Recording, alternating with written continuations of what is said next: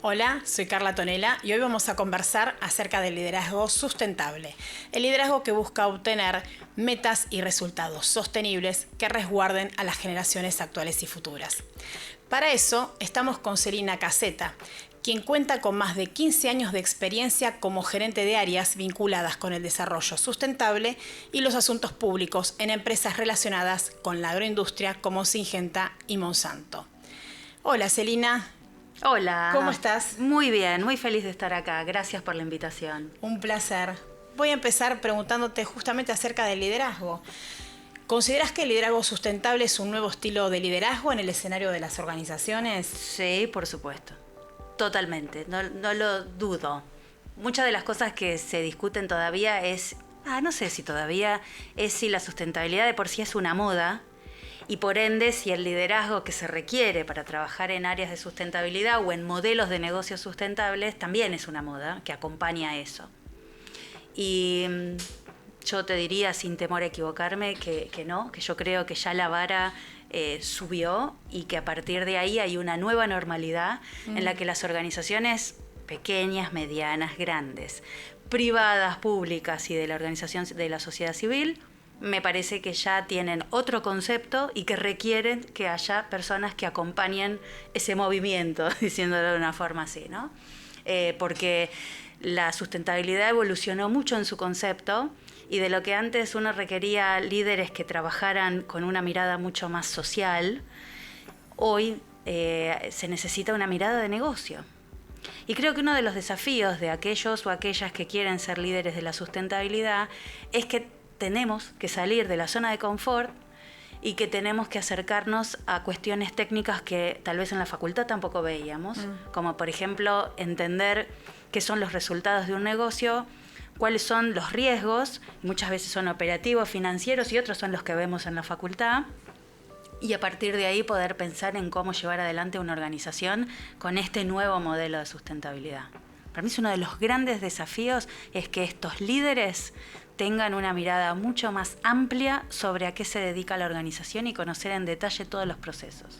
O sea que por lo que decís, podríamos pensar en que habría un aspecto técnico y un aspecto estratégico. Sí. ¿Cómo trabajar en estos aspectos desde una mirada de liderazgo sustentable? Para mí es uno de los saltos que hacen que vos puedas ser una coordinadora a que puedas ser una persona de nivel de dirección. No quiero decir líder, porque uno puede ser líder en cualquier estrato. Uno puede ser una persona que está en una organización en los niveles iniciales y ser líder, como también puede estar en la cima de la organización y no tener todas las habilidades que se requiere para ser una verdadera líder. Claro, hablamos de líder. Pero ahí ya me estoy corriendo y estoy yendo a la teoría del liderazgo, ¿no? Claro, hablamos de líder no como función, sino como rol. Exacto. Sin embargo, yo sí creo que vos podés ser líder en un estadio inferior de la organización y que cuando das un salto pensando en la estrategia y no solamente en la táctica, ya podés también ser directora, además, ¿no? Porque tenés un pensamiento estratégico que te permite tomar decisiones por mucha gente, por equipos y cerca del poder. Yo creo que una de las grandes cosas que ha hecho este cambio de que la sustentabilidad no sea más la responsabilidad social tradicional es que la persona, la líder que está trabajando en temas de sustentabilidad está sentada al lado de la CEO o el CEO de la compañía o de la organización, que es la autoridad máxima.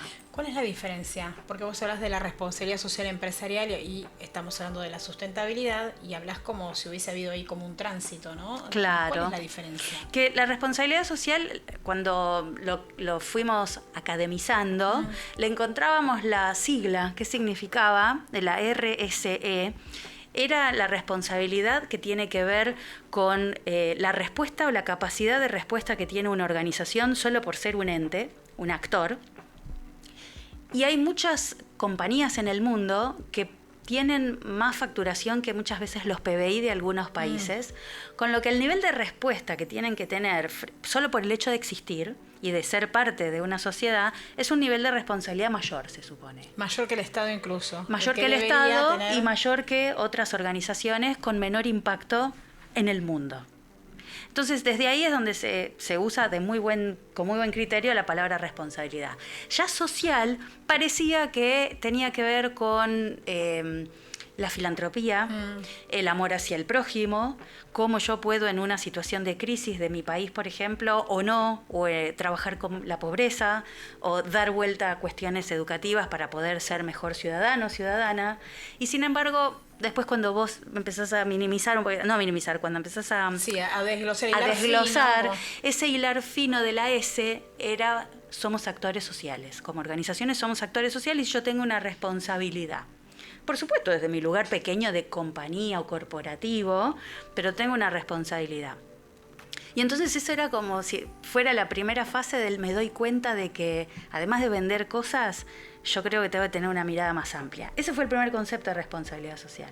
Y hoy ya se lo piensa como una ISO. De hecho, hay una ISO 26000 que no es certificable, pero que te dice, ¿usted quiere ser una compañía que cada vez está mejor incluso que sus competidores? Bueno, tiene que incorporarle una mirada de negocio sustentable. No es un área que va por la colectora mientras la Panamericana lleva el negocio. Cuando digo negocio, digo misión de la organización, ¿no? Sí, es una condición o requisito para. Si no, ya empieza a ser el cómo. Viste que muchas veces se habla del qué, entonces una organización a qué se dedica. La sustentabilidad te viene a decir cómo haces eso a lo que te dedicas. ¿Tendría que ver con la lógica de la misión? ¿Cómo lo pensás?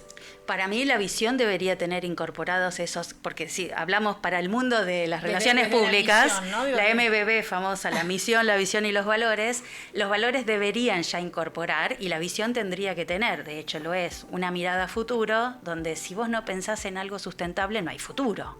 Porque de hecho sustentable, ¿qué significa? Que yo puedo permanecer en el tiempo y lo pongo de una manera, si querés, más desde lo privado, no cerrar las puertas de mi organización. Es licencia para operar. Yo debería ser una organización que le gana mi competencia por cómo hago mi negocio, que lo hago mejor, que hay consumidores que van a elegirme a mí porque yo hago mejor mi negocio y pagarían hasta incluso un diferencial. Son otras discusiones que tenemos. Y además, por otro lado, no cierro mis puertas porque por mi conducta haya algún tipo de situación que yo podría haber evitado por mi comportamiento. Entonces, cuando yo miro todo eso, no es una sola persona. Empiezo a necesitar que todos los líderes y las líderes de una organización estén en el mismo tren. Claro, y aparte una mirada totalmente distinta. Bueno, por eso estamos conversando justamente acerca del liderazgo sustentable y mientras te escuchaba pensaba, ¿qué skills tiene que tener un líder para desarrollarse en estas organizaciones? Y por supuesto, ¿no? Hablando no de la función necesariamente, o bueno, sí, por supuesto, van de manera conjunta, funciona el rol mejor, pero sí. ¿Cuáles son las habilidades, las competencias, las skills que vos considerás que tiene que tener este tipo de líder? Venía para acá y venía pensando eso, ¿qué es lo que hace que vos me tomes a mí como líder o que no? Primero, ¿no? Me quedé mucho en el concepto de liderazgo primero. Y una es que vos puedas validar mi conocimiento, lo que yo sé. Yo tengo que construir respeto también, más allá de la confianza, y la confianza es otro proceso, pero yo creo que vos tenés que validar que yo sé de esto y que si voy a llevar a la organización por este lado es porque además hay un sustento que está dado por el conocimiento. Yo creo que eso no se puede desprender. Por eso, si bien tu pregunta apunta a otras skills o habilidades, creo que personas que trabajan en temas de sustentabilidad como gestores, porque todos los líderes tendrían que saber, pero hay alguien que va a llevar el área, que esa persona sí tenga conocimiento técnico. Por eso yo brindo y abrazo todas las personas que se acercan a la educación formal y que acceden a conocimientos en las facultades o donde sea, y universidades para aprender más sobre modelos de gestión sustentable. Eso te iba a preguntar. Por un lado. Cuando vos hablas de conocimiento técnico, específicamente ¿de qué hablas? ¿Y por qué este líder tiene que tener conocimiento técnico? Primero porque cambia mucho en poco tiempo. Los cambios sociológicos parece que son lentos, ¿no? Parece que las culturas y todo cambian, qué sé yo. Este proceso para mí, en 10, 15 años, ha sufrido miles hasta de definiciones nuevas. Entonces eso requiere una actualización técnica. Pero por ejemplo, ¿qué formación tenemos los y las líderes de sustentabilidad hoy en promedio? ¿Qué formación? ¿Qué pensás? Vamos a hacer esta encuesta para ti. ¿De dónde pensás qué carreras tenemos y de dónde venimos? A ver, si me preguntás de dónde venimos, si pienso en términos de formación de años base. Pasados, la verdad ninguna. Pero Te tengo que ser honesta. ¿Qué licenciaturas pensás que son las más que hoy están ocupando algún lugar? A ver, lo pienso. Hago esta aclaración, ¿no? Digo, ninguna en el sentido de que claramente en los planes de estudio es algo que bueno, ha venido en los últimos tiempos, ¿no? Y creo que es una formación que uno después la tuvo que ir desarrollando aparte. A ver, de alguna manera, si lo pienso, sí, en las carreras más vinculadas con comunicación y quizás en algunas carreras más vinculadas con la beta más medioambientalista. Después también pensaba en toda la proliferación de distintas organizaciones, incluso de la sociedad civil, que vienen desarrollando formación, ¿no? Tal cual. Pero muchos venimos de relaciones públicas, de comunicación, sí. Varios, por lo menos de cierta generación, ¿no? Sí. Hoy hay tanta amplitud de carreras que hoy es un poco más variado y más diverso. Los que son de mi generación, bueno, yo tengo 28 años de edad, ahora lamento que esté saliendo en YouTube también, porque si no era el podcast pasaba. Me iban a creer, decir. Me iban a creer. Pero el desafío es que si yo no me actualizo, me voy a quedar afuera de la gestión que tengo que hacer de manera responsable de mi área y que está dado, por ejemplo, con indicadores de medición de carbono. Ni idea. Claro, es muy específico. Idea. Acá aparece lo técnico que decíamos. Gestión de proveedores, gestión responsable de proveedores y cadena de valor. Ni idea. Sí. No sé cuál es la cadena de valor de mi organización. Alguna vez yo no trabajo con esos públicos o grupos de interés, no son mis audiencias. Digo, cuando venís de comunicación o de institucionales no, es mi audiencia, no sé. Bueno, tenemos que hablar de compliance, una palabra en inglés.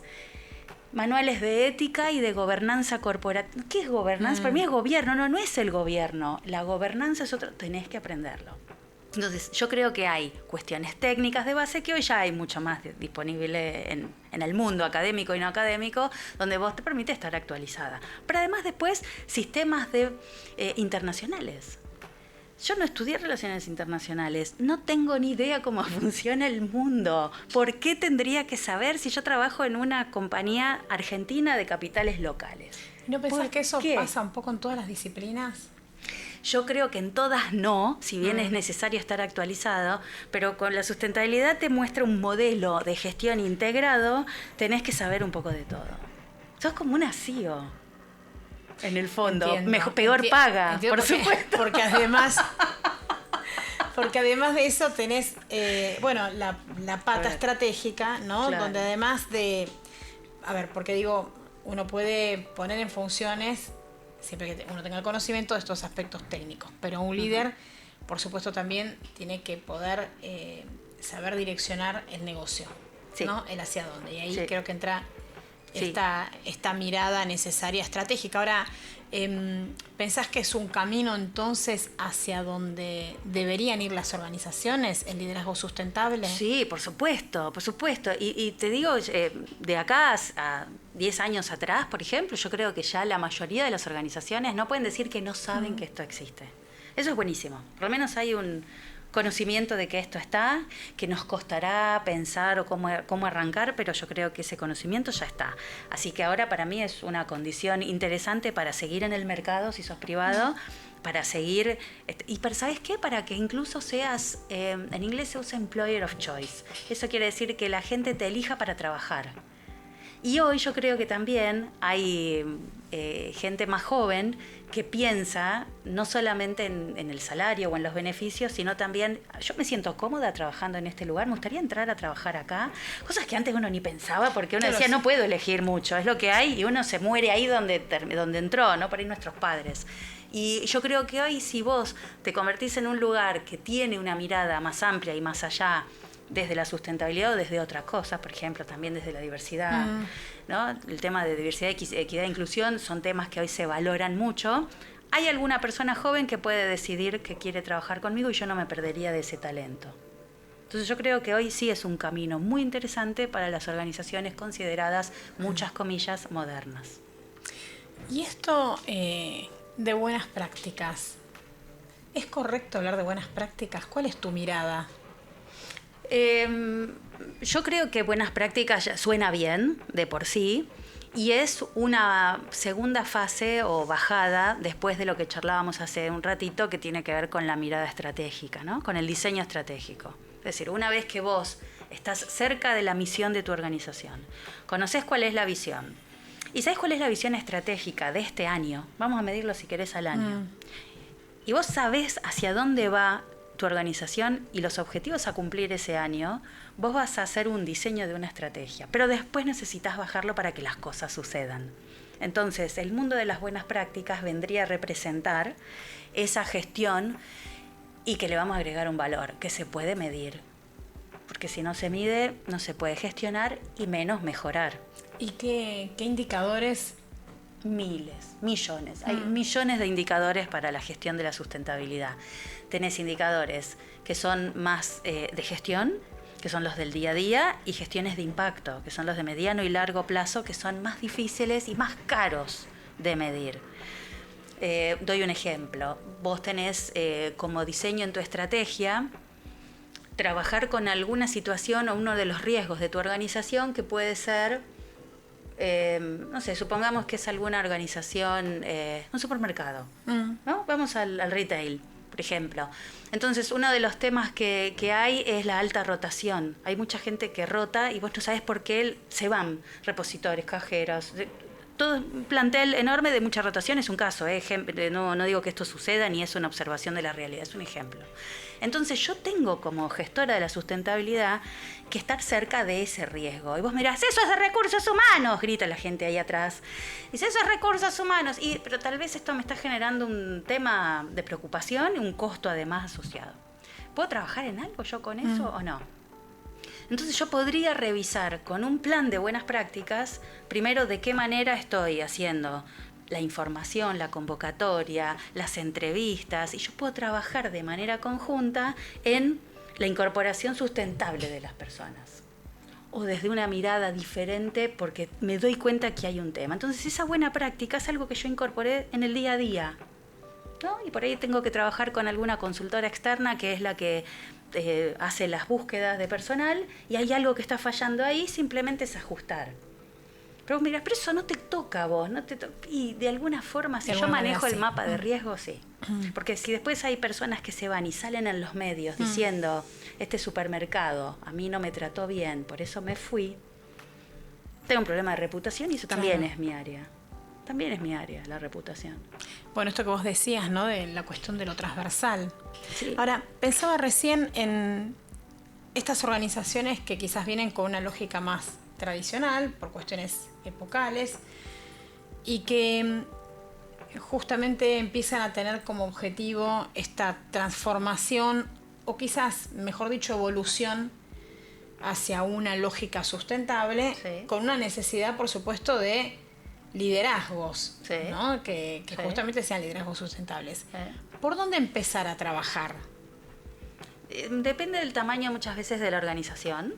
El tamaño te hace a la fuerza que puede tener. No tiene que ver esto con el convencimiento, ¿eh? Hay líderes de organizaciones pequeñas, de pymes, de empresas pymes, por ejemplo, que tienen toda la mirada a futuro, integradora, y son gestores y gestoras del cambio. Yo abrazo a la industria, a la pyme argentina sobre todo. Yo trabajé mucho tiempo con empresas pymes, donde el desafío era cómo las grandes, ahora hablo del sector privado, pero cómo las grandes empresas, cuando se les empieza a exigir que no solo tengan una gestión responsable dentro, sino que miren su cadena de valor y también les pidan a su cadena de valor, proveedores, clientes, distribuidores, que también sean responsables o sustentables, a veces un paso más. Vos te das vuelta y decís, exijo. No se puede exigir, es como vos decías, una transformación y una evolución, y hay muchas pymes que se enganchan muy fácil, y esto se empieza con un diseño. Hoy en día, por ejemplo, los indicadores que hablábamos hace 10 minutos son orientadores para que vos puedas, si sos una compañía más chica, puedas elegir cuáles son los principales para vos y trabajar solamente en esos. Y por ahí este año vas a trabajar con 5 indicadores que son prioritarios. Entonces, cuando empezás de a poco y después vas cambiando, creciendo y confiando en el proceso, ¡tup! Y esos indicadores, de alguna manera, están predeterminados, o son indicadores que debería definir cada organización en función de su actividad. O Las los dos cosas. Ahí está. Las dos cosas, A porque ver. para que uno no invente la rueda, tiene indicadores predeterminados. Lo que queda solamente en ti es poder elegir cuáles querés tomar de ahí. ¿Cuáles son prioritarios? Por ejemplo, Y acorde. GRI o Global Sí. Reporting Initiative tiene un set de indicadores donde vos, si querés hacer las cosas de manera completa, vas a tomar todos los set de indicadores, vas a reportar toda tu gestión con todo eso. Pero hay una versión especial para empresas pequeñas donde está acotado. GRI ya hizo esa preselección para que vos sepas que eso sería lo que deberías hacer por lo menos un primer año. ¿Qué es lo que me diría? Y vos empezás de a poquito con esos. Y que son realmente fáciles de poder hacer. Son pequeños cambios. Che, esto no genera mucho dinero y mucha estructura. Podés no tener una líder de sustentabilidad. Es más una cuestión de No es decisión. necesario. Es de decisión. Y podés tener un equipo enorme de sustentabilidad y no tenés la decisión arriba. Y te quiero ver, mascarita. Cuando vos tenés grandes equipos y tenés todos los recursos a disposición y falta el convencimiento del liderazgo mayor, tampoco ayuda mucho. A veces, digo, el rol del comunicador ahí, en términos de persuasión, tenés en doble vía, porque digo, en relación al equipo del trabajo y en relación a quienes toman las decisiones. Bueno, vuelvo a la primera pregunta que hiciste entonces, que es ¿cuáles son unas de las habilidades que hay que tener para ser líder de sustentabilidad? Y yo creo que es el poder de convencimiento. Porque vos pensás que yo te vengo a vender una promesa. ¿Quién adentro del sector privado? En la política sí, en la política se venden promesas, esa es De la hecho, idea. es el corazón. Yo en el sector privado tengo que venderte una ganancia en el corto plazo y al menor costo posible. Y yo te vengo a decir, para el 2030, ya arrancas así la frase, ¿no? Vos decís, para el 2030 nosotros tenemos que llegar a tal cosa. Uno se durmió. El otro dijo, me están tomando el pelo. El otro te dice, ¿y esto cuánto de rentabilidad? ¿Esto cuánto me va a salir? Me arroja. ¿Cuánto me va a doler, nena? También todas las frases no famosas. Después, ¿y esto en cuánto tiempo lo recupero? Si es que se habla de recupero. ¿Y te preguntan para qué? Entonces, vos tenés que, además de vender una promesa, tener todos los porqués. Y el para qué, digo, también me imagino que es una pregunta que aparece, ¿no? Bueno, ¿esto para qué? Y hay, hasta incluso se han hecho modelos teóricos de los para qué. O sea, es que hay como distintos, algunos es por convencimiento propio, otros por visión estratégica, otros porque quieren dejarle a las futuras generaciones. Hay distintos drivers que mueven a líderes y organizaciones a querer hacerlo. Y el otro es por sobrevivir. Y si es por sobrevivir, también está bien, está fantástico. Nosotros no tenemos por qué cerrar la puerta, vamos por este camino. Yo no quiero dejar gente en la calle, vamos por este camino. No quiero dejar de vender, vamos por este camino. Pensaba en la comunicación interna y como un ancla lo digo en términos positivos, ¿no? Como un ancla fundamental, ¿no? Digo, en esta lógica de transformación de un liderazgo sustentable. Sí, primero, por respeto, toda gestión que vos estés haciendo y que involucre a muchos stakeholders, a muchos grupos de interés, tiene que tener información el público interno. Me parece que eso además es ya por un derecho humano a la información. Segundo, cuando haces gestión de comunicación externa, tiene que haber, hoy ya no hay media interna y externa, ¿no? Hoy es difícil que vos puedas tener informaciones realmente tan segmentadas que no se crucen. Entonces también es bueno que tus equipos internos no se enteren por los medios o por las redes algo que es de tu organización. Y después creo yo que es para que las voluntades se mantengan vivas, el fuego y la llama se mantenga viva, y eso se logra con la comunicación interna. Primero porque conseguís aliados, aliadas. Segundo porque haces que la gente vuelva a confiar en el lugar en el que está trabajando y diga, no está tan mal, no está tan mal. O sea, fíjate que hay un cascadeo de beneficios y después incluso habrá mucha gente que querrá trabajar con vos. Porque claro, aparecen los mails donde te dicen, yo querría trabajar en esa área. Te convertís en una organización deseable, ¿no? Incluso adentro. Alguien de contaduría, de finanzas, de compras que dice, me gusta lo que están haciendo, ¿no? ¿Hay posibilidad de moverme a tu área? De alguna manera toca una fibra. Claro. Celina, ¿y qué perspectiva vos ves en relación a las organizaciones No sé si decirte del futuro, ¿no? Pero digo en términos de lo que se viene. ¿Cuál es tu mirada en relación con esto?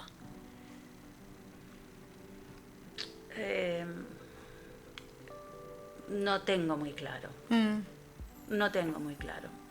Porque todo lo entusiasta que soné recién, en estos minutos, hay días que me hacen dudar, mi entusiasmo, sobre si lo construido podría retroceder en el caso de alguna crisis grande. Por ejemplo, una guerra. Un mundo en guerra, donde te cambia todos los parámetros de producción de alimentos y te cambia los parámetros de lo que se espera de las organizaciones. Una crisis de un gobierno. Hoy tengo Venezuela en la cabeza, pero hay 10, 20, 30 países que podrían tener crisis políticas y que hacen que esto no sea prioridad, aunque vos lo hayas querido incorporar como un modelo de hacer las cosas. O sea, si yo, por ejemplo, me levanto todos los días a las 7 y hay una guerra afuera, ¿por qué cambiaría yo a qué hora me levanto si yo no tengo que ir a la batalla, ponele, ¿no? Entonces vos dirías, ¿por qué todas las condiciones podrían hacer que si vos ya lo incorporaste en tu modelo de gestión cambiarías? Y porque tenés otras urgencias. Claro, tenés un contexto totalmente distinto. Porque lleva su tiempo y su trabajo, el pensar cómo hacer las cosas mejor que antes, ¿eh? Y los procesos de calidad también. Entonces, en el futuro, yo déjame que sea una mujer de fe y crea que esto se va a convertir en una nueva vara donde se normalicen cada vez más cosas para mejor, pero va a haber altibajos. Va a haber altibajos y va a haber momentos en los que las organizaciones van a dudar porque el contexto las va a obligar a sobrevivir y a pensar solo en el corto plazo. Como caja de herramientas, Serena, ¿cuáles son aquellos 3 tips que vos considerás que tiene que tener como síntesis, ¿no? Un líder o todo líder que se enmarca en una lógica de sustentabilidad. Tiene que tener empatía y que pueda estar dado por una escucha activa. Una escucha activa. Si yo voy a trabajar con mis grupos de interés, tengo que saber qué le pasa a los grupos de interés de manera legítima. Así que empatía y escucha activa tienen que tener. Poder de convencimiento es crucial. Lo que hablábamos recién. Pero es crucial que puedas vender la idea y que la idea no sea una venta de humo, sino que sea todo esto atrás me avala, ¿sí, no? Ahí abrís así si tuviera un sobre todo, estaría abriendo ahora y mostrándote todas las herramientas que tengo para convencerte de que esto hay que hacerlo y por qué, y cómo te va a beneficiar. Y el tercero yo creo que es capacidad de trabajo. No se puede soplar y hacer botellas cuando vos vas a tener que hacer cambios de cultura y que además llevan tiempo. Así que ansiedad tampoco habría que tener. Esto es lo que no habría que tener, ¿no? Bien. Ansiedad bien. no, saquémosla. Bien. Muchas gracias. A ti. Nos encontramos en el próximo episodio. Podés suscribirte al canal de podcast o a tu plataforma favorita o también buscarnos en las redes sociales.